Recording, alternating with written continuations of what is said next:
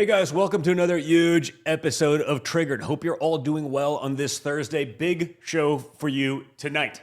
The Democrat DHS shutdown is now on day 25. Families still sleeping in airports, TSA agents working without a paycheck, and more major revelations on how the Biden regime illegally spied on Team Trump. The Russia hoax and crossfire hurricane was just the beginning. So we'll break that all down for you this evening. And then we're going to keep talking about the Save America Act. My father is holding the line, and this fight is coming to a head right now. And it matters now more than ever. So guys, make sure that you're liking, sharing, subscribing. Okay, hit the like button, share it with your friends when you're done watching. Subscribe so you never miss one of these major episodes. Download the Rumble app so you can watch this on your smart TVs with your whole family. If you do miss the show here on Rumble, make sure you head over to Apple, to Spotify, and catch it there, okay? If your friends get their podcast that way, make sure they're aware. You can send it to them that way. We need to get the information out there, and you guys are the first line of defense to make sure that actually happens. For all of the top headlines that we cover on the show, go over and check out my news app, MXM News, where you can get the mainstream news without the mainstream bias. That's MXM, like minute by minute. And of course, don't forget about our brave sponsors, people who have the guts to support this program. And guys, check out one of our newer sponsors, Immuno 150. We talk about it all the time on this show. Be prepared. Prepare for the future, and that starts, obviously, with your health. Immuno 150 is bringing people back to good, healthy living. Their nutritional supplements pack everything your body actually needs into one place. 12 vitamins, 17 antioxidants, 17 amino acids, omega-3, 6, and 9, and a whole lot more. And here's the key. It's all micro-blended for total assimilation and digestion. Okay? That means your body actually absorbs it, not like those cheap supplements where half the stuff just passes right through you.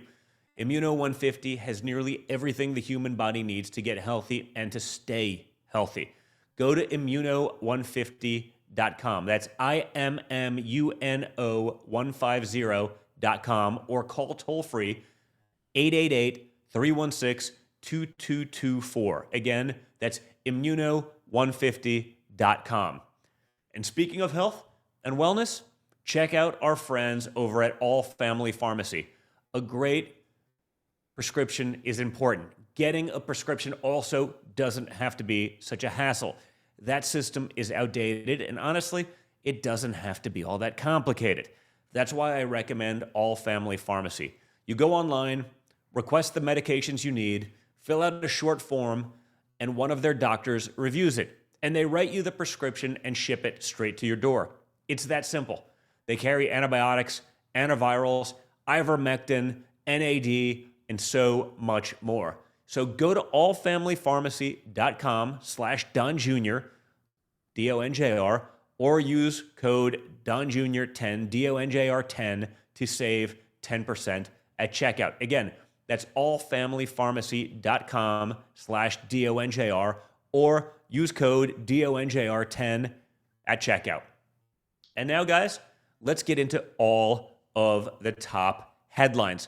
And I want to start with an incredible moment from earlier this week because it really exposes the absolute intellectual fraud of the Democrat Party. Shifty Adam Schiff went on Bill Maher's show, okay, parroted his rehearsed narrative talking points. Trump's war is illegal. He didn't get congressional authorization. Same story, rinse and repeat. Happens all the time. And Maher, to give the guy credit here, sort of like sometimes giving credit to, the arsonist for calling the fire department, but, every once in a while he does come around with this one. He reads Schiff a quote about how the president has the constitutional authority to use military force without congressional approval in certain situations. And Schiff jumps all over it. He says it's outrageous. And then, wait for it, Maher drops the hammer. Check this out. Administration. The president had the constitutional authority to direct the use of military force because he could reasonably determine that such use of force was in the national interest. That's too vague for you? Totally vague. Okay, because that's from Obama about Libya. Well, Obama made the argument initially that he could go into Syria without an authorization. I and many others pushed back on that argument. Ultimately, he did not go forward with going after Assad, even though Assad was gassing his own people, because he thought he might lose the vote in Congress. But I respect the fact that that was important to him, and the fact that he did not have the support of Congress meant that we weren't going to go forward. You know, the look on Schiff's face, I mean, pencil neck, you know, bull Schiff, full of Schiff. You know, you've heard all the nicknames for this guy because they're all basically true, but you know, this is a guy who spent years, literally years, lying about Russia collusion, lying about phone calls, lying about me, my father, literally lying about everything, lying during the impeachment hoax, and he just got caught, no pun intended, in real time, okay? This was one of the worst actors of my father's entire first term. Just made it up, never met a camera he didn't love. He would just lie with impunity. And I remember, very clearly, obviously came from him, when I was even doing my Russia testimony in front of the House Intelligence Committee, which he led at the time, and we weren't allowed cell phones. They were locked up in private rooms, and my lawyers weren't allowed cell phones. You had to keep it all out because it's, you know, very classified stuff. And yet, when I got done that evening, after like 9 hours of straight depositions, got on, I guess it was Twitter at the time, and started checking. You know, 9 o'clock, 11 o'clock, 1 o'clock. Basically, every time we had a bathroom break, there was a new update. Now, none of the updates were actually accurate as to what was going on, but clearly he was taking that time to leak to the press. This is the Democrat playbook in a nutshell, guys. Everything Trump does is an outrage. Everything Obama did was just fine, totally justified, totally legitimate. The Democrats have no principles, just gutter tier politics of being against all things Trump all the time. It's the same thing every day for basically 10 years. And when that doesn't work, they just weaponize the government against their political opponents, which you've all seen before, which you saw again during Russia, you saw it during impeachment 1, impeachment 2, you saw the January 6th persecutions, and it never ends, right?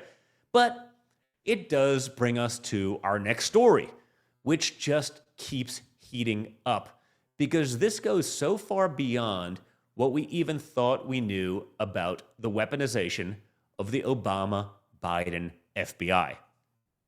According to a new report from Just the News, my father and other top figures in the administration or in his campaign were targeted by not 1, not 2, but 4 consecutive FBI counterintelligence investigations over the last 9 years.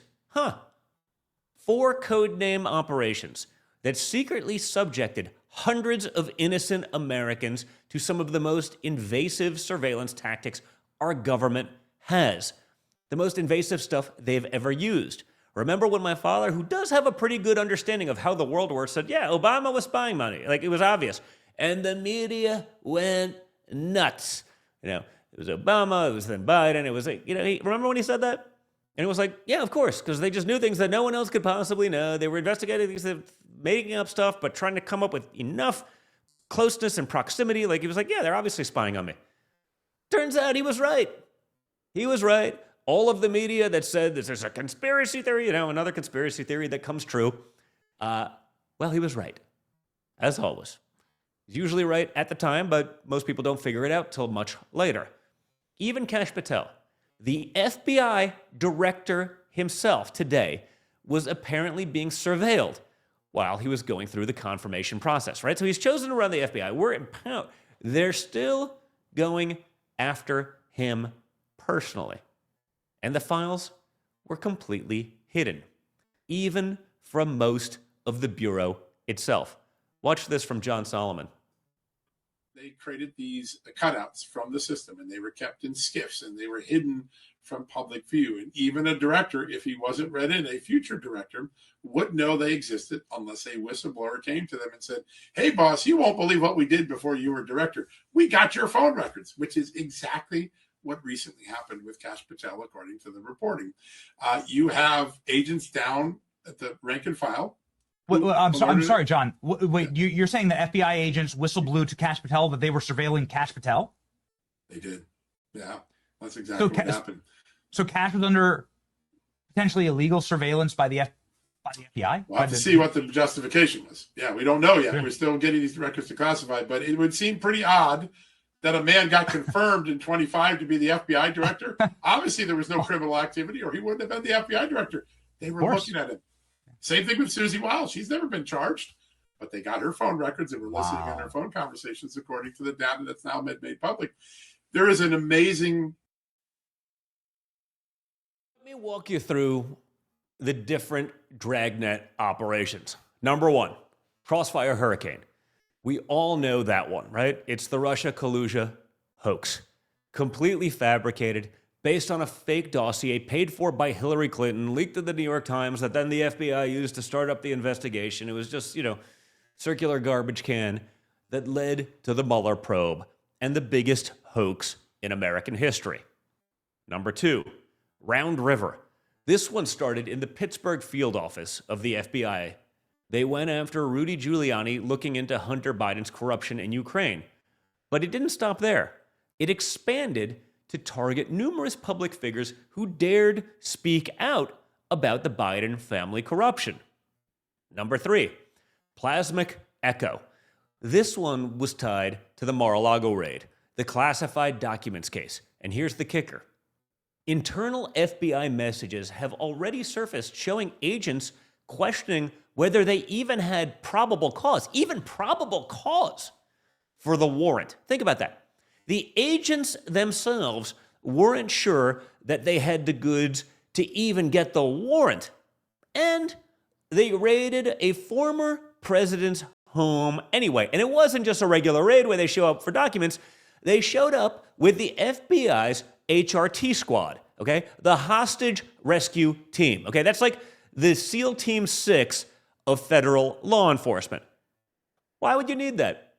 They acknowledged they were cooperating with lawyers. You saw FBI agents themselves didn't even know they had the right to do this. And then when they do show up, it's not like, hey, show me some papers.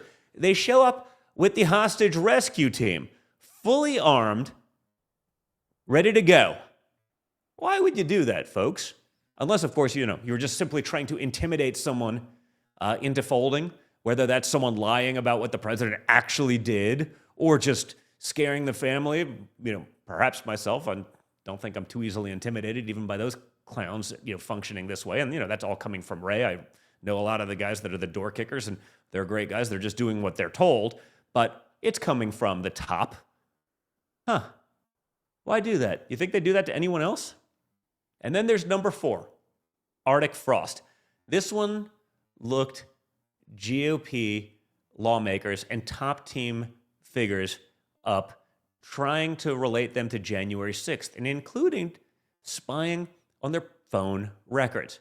Now, we're learning that even more happening, that this was more of a never-ending information dragnet that basically just changed names, while the targets all had one thing in common. They supported Donald Trump.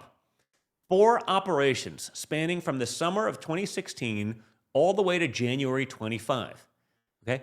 And that is essentially the entire duration of my father's political career to that point, being treated by his own government's intelligence apparatus as a national security threat.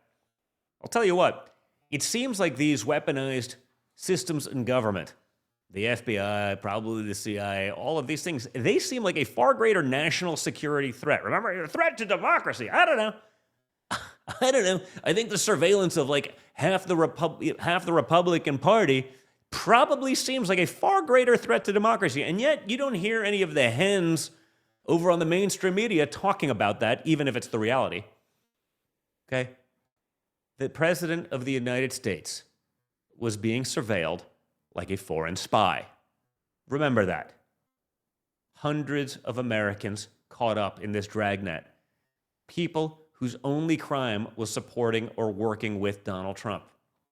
This is what weaponized government looks like, guys. This is what they were doing while they told you it was all a conspiracy theory, while they told you they're fighting to preserve democracy. Anything but. Okay, classic projection. They're doing the opposite of whatever they tell you they're doing in this case. And now, Kash Patel is pulling back the curtain on every single one of them. I'm sure they were able to hide a lot that he hasn't been able to find. I'm sure they burned plenty of bags of information linking them to other people, but I imagine there's enough out there that we can do something with. And I have a feeling we're just at the tip of the iceberg here. What other figures were targeted? We know Susie Wiles was. She's now the chief of staff of the White House. She was the campaign manager of our father's campaign. What about other members of the cabinet? What about other members of the transition? And remember, they declared these cases prohibited access files, meaning they're not put into normal case file system called Sentinel, where the FBI keeps all of its cases, right? This is off the books, guys. This is just a little side project, and if we can get people entrapped and ensnared, we'll do that. Clearly there was nothing there. Shouldn't surprise anyone, yet didn't stop them from trying, guys. This was a totally separate system from what they normally use. You couldn't even search for it if you wanted to. It wasn't in the books. And it's one of the dozens of different record systems the FBI had. Now, speaking of weaponized government failing its people, let's talk about what the Democrat Party is doing to undermine the safety of our citizens here, home, and abroad. The Democrat DHS shutdown is now on day 25. We are approaching a full month of Senate Democrats holding Homeland Security hostage. TSA agents are now getting their second $0 paycheck. And the result? Americans are waiting 3.5 to 4 hours in security lines at major airports. Some airports are telling travelers to show up 4 hours early just to get through. All because Democrats refuse to fund DHS because they want to halt deportations and seemingly make sure that criminals in this country get to stay and ultimately vote for Democrats in elections. Watch what we have here. TSA wait times here at Hobby Airport still sitting at about 3 hours this morning. You guys just take a look at the line. It has looked like this basically all morning, and it is stretching from here where we are past the ticketing area, downstairs to the baggage claim, and literally out the door of the airport. And it seems like this line just seems to be getting longer as the morning goes on. So all of this comes after the partial government shutdown of the Department of Homeland Security as it continues. High demand and fewer open checkpoints because of TSA staffing shortages are what's causing these massive wait times. We did speak to one woman who was traveling with a group of kids to D.C. She says that she checked in with Southwest around 3:30 this morning, but now she's worried that they won't even make their flight. How many of you guys are traveling together? We have about 94 kids and 14 adults. And can you tell us what time you got here and how long you've been waiting in line? I arrived around 3:20, and we've been in line since then. We're supposed to catch a flight at 7:45, we hope. And what words do you have to describe this line and what you guys are waiting in? Crazy. It's really crazy. Again, Houston airport officials are urging anybody traveling through Hobby Airport this morning to get here at least 4 hours early. Reporting from Hobby Airport, Jade Fleury, Fox 26 News. Trump-Alaska Skin says demental health, and I think that's right. Democrat mental health. They don't have a lot of it. It's in very short supply. They're mentally ill, not a lot of mental health there. Now, ironically, the DHS shutdown does not actually affect ICE because it's already been funded in other legislation.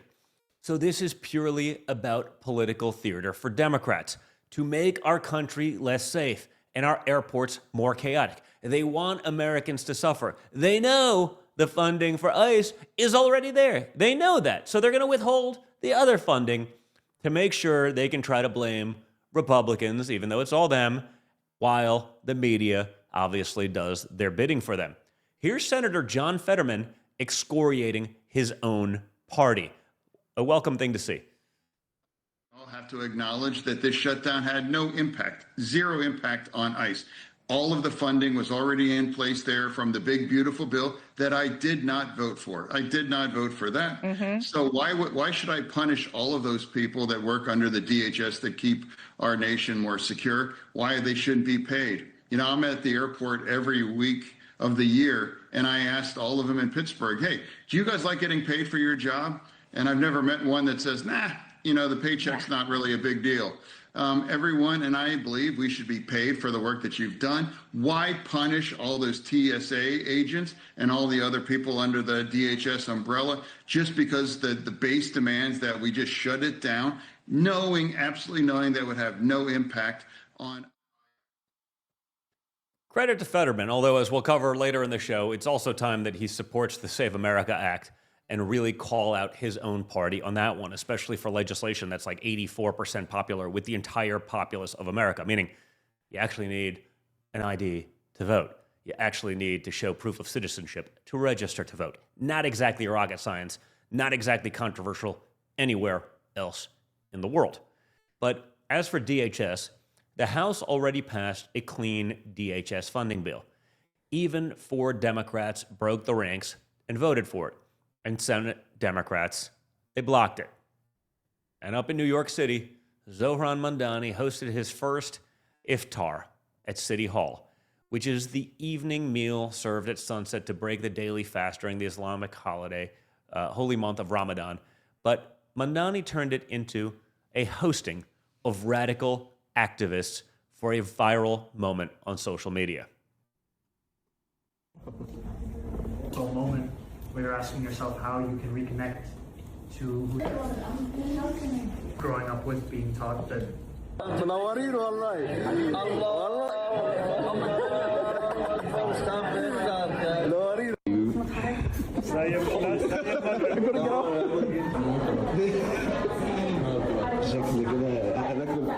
هنقضيها مسألة للصبح.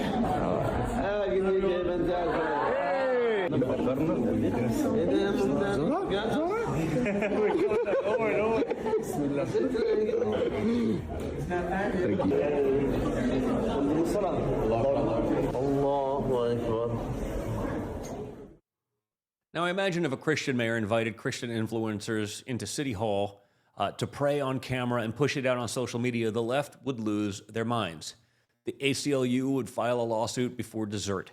So the mayor of the largest city in America is turning City Hall into a content studio for Islamic influencers while people are literally throwing bombs at his front door in the name of ISIS. Remember that one from a couple days ago? And the fake news doesn't want to touch any of it. You know, imagine seeing that, you know, radical Islamists at City Hall. Imagine seeing that on, like, I don't know, 9/12, you know, the day after 9/11. It's wild.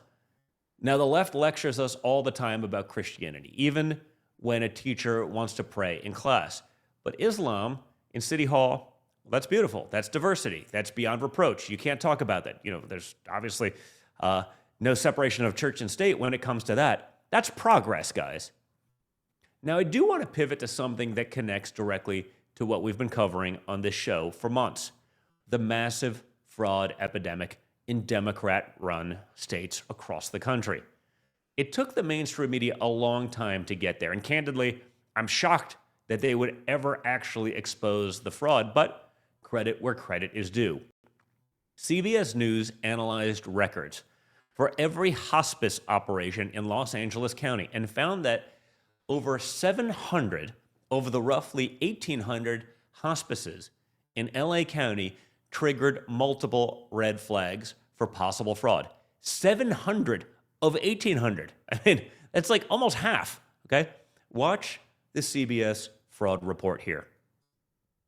So we went door to door, and what we found was empty office spaces, piled up mail, and not a single healthcare worker in sight. There's even a stretch in LA with 500 registered hospice companies within just 3 miles of each other. In fact, there's even a single building with 89 registered hospice companies. We wanted to get some answers. Okay, so my name is Adam Yamaguchi and I'm with CBS News, and we're doing a story about hospice, and we're just trying to understand how and why there's so many hospice agencies in like a small cluster in LA County. Would love to speak with you. I'm sorry? You have no comment? Okay. All right.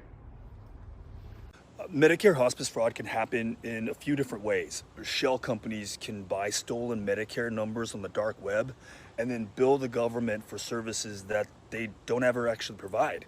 Sometimes recruiters will go out into the community and look for seniors and say, hey, we can offer you a bunch of free groceries, housekeeping, free Depends.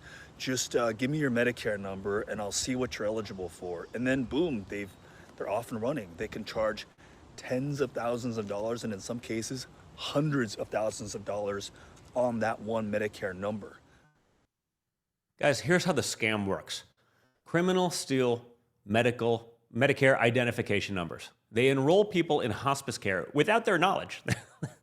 Just, congratulations, Don, you're on hospice. I didn't even know I was sick. And then they bill Medicare for services that are never provided. One woman, a 69-year-old doctor who was perfectly healthy, found out her Medicare number had been stolen, and she was listed as a dying hospice patient. And the scale of this is absolutely insane. There is a 3-mile stretch in LA with 500 registered hospice companies, not 500 hospice patients, 500 registered hospice companies. There's a single building, one building with 89 registered hospice inside. That must be one hell of a large building, guys. I mean, wow. When investigators went door to door, empty offices, piled up mail, not a single healthcare worker in sight. Auditors estimated LA County hospices overbilled Medicare by $105 million in a single year. The average hospice in LA bills Medicare $29,000 per patient, more than double the national average of $13,000. I guess that's why they chose LA. That and the fact that the government's probably in on it and they wouldn't get caught. Here's Center for Medicaid Services Chief Dr. Oz explaining how foreign scammers are fleecing the American taxpayer. Choosing to go there on their final days is what you're saying, and some of them aren't real hospices. Of course not. You know who's coming to ask us for help? The legitimate hospice owners in California are saying, please, we're drowning. There's so much fraud, we can't survive. But it doesn't just end there. There's also fraud Medicare. We announced a nationwide moratorium in this country for 6 months. You may not start a new durable medical equipment business. They're the ones who sell wheelchairs and canes, and we have enough to serve the American people, but the fraud is so bad. I'll give you a stat. You'll love this. There are 2 times as many durable medical equipment suppliers in South Florida than McDonald's. And that's despite the, Okay, so what's Bobby the point? Kennedy's not shutting McDonald's down there. And the reason is, just to clarify, I know you're living in the middle of it. I would open up one of these wheelchair stores because I could defraud my way to getting paid. So I'm providing equipment to people that don't really need it in order to get federal money. Is that what you're saying? You're not even providing equipment. You're stealing their beneficiary number. You're pretending, head fake, to ship stuff. You never ship any goods. Right. You have no payroll. No one works for you. You never sell any products to anybody. You literally create a fake business. Right. Many of these businesses are owned by Cuban nationals, by the way. They bill falsely for $5 million for a month of fake stuff. They flee back to Cuba. We try to go after the money. It's already gone. It's been shipped overseas. Right. And everyone's looking around to see who's the last guy standing. The fundamental reality is this fraud is weaponized. It's weaponized often by foreign nationals. We can't allow it to continue. Dr. Oz, always great to see you. I look. And this is on top of what Nick Shirley exposed in Minnesota, the daycare fraud, the billions stolen from programs that were supposed to feed children.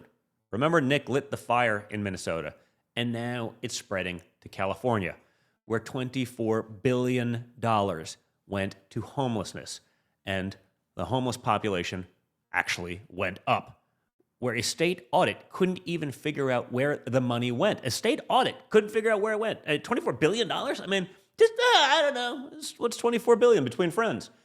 And by the way, Tim Walz was dragged in front of the House Oversight Committee last week to testify about defeating our future fraud in Minnesota. $9 billion stolen. And Waltz was caught with him hiding behind a court order that never actually existed. He was just, able to hide behind it. It didn't actually exist, but he just basically, I can't talk about it in a court order. Not true. The Oversight Committee's report said it plainly. Waltz and Attorney General Ellison lied about their knowledge of the fraud and silenced whistleblowers. Seems like a really bad pattern. This is the pattern, though. This is what they do. In Minnesota, California, Democrat-run states, billions of taxpayer dollars vanishing into thin air. And the people who were supposed to be watching the store were either asleep or they were in on it. Maybe both. Now, speaking of Democrats being exposed, I want to talk about James Tallarico, because the Democrat Party is trying to sell this guy as their great hope to flip a Senate seat in Texas. And what's coming out about him is absolutely disqualifying. I mean, remember, this is the guy who beat Jasmine Crockett, okay, in the Democrat primary. And then she said it was rigged and everything like that. But hard to believe, as I see these clips, as we put this stuff together, it's literally hard to believe that this guy makes Jasmine Crockett, crazy squad member, seem almost reasonable. That's how insane it is. So there's a clip that's resurfaced. Tallarico is on a podcast, and the host asked him a simple question. Name something you love beyond family and friends. Normal question, right? You'd maybe say, your dog, your country, fishing, hunting for me, whatever it is. Tallarico's answer? Trans children. You can't make it up. This is the guy that wants to be a senator in Texas. I mean, even Texas Dems, come on, man. You can do better. Check this out. That you love, that's not family or friends. I love, I'm just saying this because it's on my mind, the trans children who showed up yesterday at the state capitol to advocate for their humanity. They shouldn't have to, but it was an inspiration to watch. And guys, this isn't a one-time thing. This is a guy who said on the Texas House floor that God is non-binary. A guy that's made transgender advocacy for children a staple of his entire political career. A guy who's twisting scripture to push gender ideology on kids. Of course, it's sick. And this far-left freak has another top policy priority. Abortion for the trans community. Take a look. Before we go further, I want to acknowledge that our trans community needs abortion care too. Defending trans Texans is something we have to do every day at the state capitol. And you better believe I'll be giving sermons on that too. So when I use the word woman, it should not be understood as an exhaustive term, but rather as a lens through which to understand, examine, and interrogate patriarchy. Similar to how we specify anti-Black racism. Just so we're clear, guys. Because, this isn't going to be like a senator in California. This could be a senator in Texas. Texas. And by the way, since some of this went viral, Tallarico quietly deleted his entire, endorsements page from his website because he doesn't want voters to see who's been backing him. I wonder why that is. This is who Democrats are running in Texas, guys. This is who they see as their star. This is like the Timu version of Beto O'Rourke, a guy who thinks the most lovable thing in the world outside of his own family, and perhaps more so than his own family, is other people's children going through gender transitions. Texas is not buying what this guy is selling. And if they are, we have much bigger problems. If they are, it's like Meteor 2028, because we probably deserve it. Now, I don't want to only talk about what the other side is getting wrong. Let's talk about what this administration is getting right. The Treasury Department released the mid-season numbers for the 2026 tax filing season. Over 63 million returns processed. Average refund over $3,700. Okay, $3,700. Nearly 45% of all returns claimed at least one of the new tax benefits from the One Big Beautiful Bill. More than 15 million returns used no tax on overtime. 3.5 million used no tax on tips. That's huge for hard-working Americans. 3.5 million Trump accounts have been opened. $91 billion in retroactive tax relief, going directly to working families, waitresses keeping their tips, construction workers keeping their overtime. Check this out. Americans are going to start benefiting from the fruits of President Trump and Republicans' labor through the passage of the One Big Beautiful Bill and these historic tax cuts. We are midway through tax season, so just to provide an update from the Treasury Department that just went out moments ago, nearly 63.5 million tax returns have been processed thus far, 45% of the anticipated total number of tax returns by April 15th, so don't forget to file your taxes, people. And the average refund this year is more than $3,700. And we know that more than 27.5 million individuals who have filed their tax returns thus far have claimed at least one of President Trump's new tax cuts. Over 3.5 million returns have claimed no tax on tips. Over 15.5 million returns have claimed no tax on overtime. Over 9.2 million returns have claimed the enhanced deduction for seniors. And over 690,000 returns have claimed no tax on car loan interest. And another amazing statistic, nearly 3.5 million Trump accounts have been opened for children in our country thus far. So we look forward to, I know the Treasury Department continues to look forward to seeing these checks go out the door and into the pockets of hardworking Americans. And the president will be meeting with them himself tomorrow on the road in both Ohio and Kentucky. And speaking of promises kept, 9 consecutive months of zero releases at the border. Every single person apprehended was processed according to the law. That has never happened in modern border history. Southwest border apprehensions in the first quarter of the fiscal year of 2026 were the lowest ever recorded, 95%. Lower than the first quarter average under Biden. They told us it couldn't be done.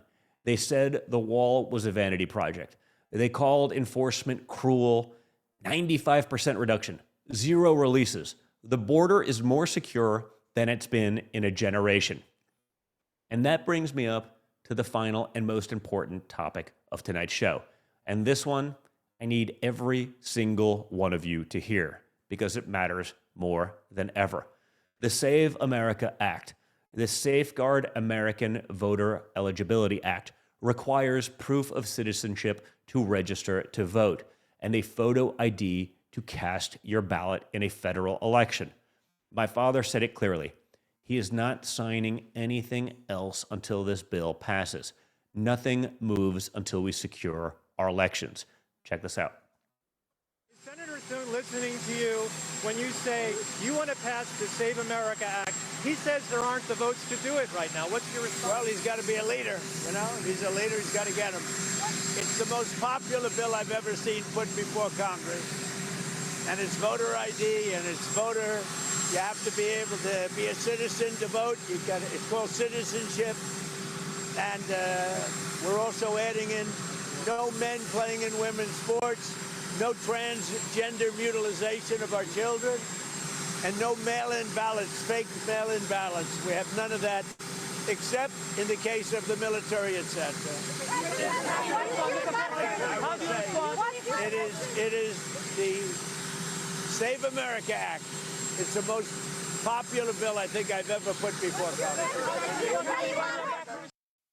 So will Senate leadership actually step up and do what's right?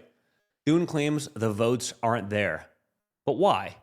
Is it just because a few rhinos don't want to have a vote at all? They don't want, it on the record out there? It's 84% popular across the American public. Okay, I understand why Democrats aren't going to give it to them, right? They understand that if they can have more illegals voting, they're going to vote for Democrats because they're entirely dependent on your taxpayer dollars. Every single Republican senator needs to be on the record fighting for this. And if not, maybe they should be replaced in their jobs. Not scheduling symbolic votes and shrugging their shoulders when they fail. Make the Democrats stand there and filibuster election integrity. Make them explain to the American people why showing an ID to vote is unreasonable. when you need an ID to buy a beer or cigarettes, to get on a plane, to start a bank account, to pick up a prescription. If Democrats want to block this, make them do it in front of the cameras. Make them do it on the record. Make them stand there for hours, and tell America why they oppose verifying citizenship before someone votes in our elections. How could that be real? And here's what I need from every one of you watching right now. Call your senators. Pick up the phone tonight, tomorrow morning. If you have a Republican senator, tell them you expect them to follow through and fight for this. If you have a Democrat senator, ask them why they think non-citizens should be able to register to vote. Think about that. No other country in the world would allow that to happen. And in America, according to the Democrats, it's Jim Crow 2.0. Well, I guess, again, buying a beer or cigarettes is also Jim Crow 2.0 because that requires it. Setting up a bank must be Jim Crow 2.0. Getting on a plane, Jim Crow 2.0. Do the sound bites ever get old? Does this insanity ever stop? This is the fight of the cycle. My father is right to draw the line in the sand, and every Republican in Washington should be standing right there with him. No more symbolic gestures. It doesn't work, guys. It never has. That's what we do best, but it's never been effective. Fight for this like the future of the Republic depends on it, because it does. Look, what we covered tonight tells you everything about where we are right now. The curtain is being pulled back on everything they tried to hide. 4 FBI counterintelligence operations that treated the duly elected president of the United States like a foreign spy for 9 years. A massive fraud scheme in California that's been stealing from Medicare right under Gavin Newsom's nose. Tim Walz caught lying under oath about a $9 billion fraud that stole money from children. A Democrat Senate candidate in Texas getting exposed for the most radical views imaginable. That's the contrast. Results versus corruption. Strength versus fraud. Transparency versus cover-ups. And common sense versus complete and abject lunacy. And it has never been clearer. So guys, thank you so much for tuning in to another big episode of Triggered. Make sure you guys are liking, sharing, subscribing. Hit the like button right now, okay? Do it before you leave, and then share this with a bunch of your friends. I'm sure there's a bunch of text chains, whatever it may be, that you are on, okay? Hit the notification bell so you never miss an episode here on Rumble. Download the Rumble app on your smart TV so you can watch with the whole family. Generally speaking, I behave myself reasonably okay most of the time, pretty good. Guess what? They have to hear what's actually going on, and you're not going to get that on regular news. Head over to Apple and to Spotify in case you missed the show here on Rumble. And also be sure to check out our incredible sponsors down below and in the video description, okay? They keep the lights on. Takes guts to support this kind of programming. Check them out. See what you think, but go give them a look, okay? Support those who share your values. Thanks, guys, and I'll talk to you all again very soon. And in the meantime, stay strong, stay informed, stay engaged, and always stay a little bit triggered. I'll talk to you soon.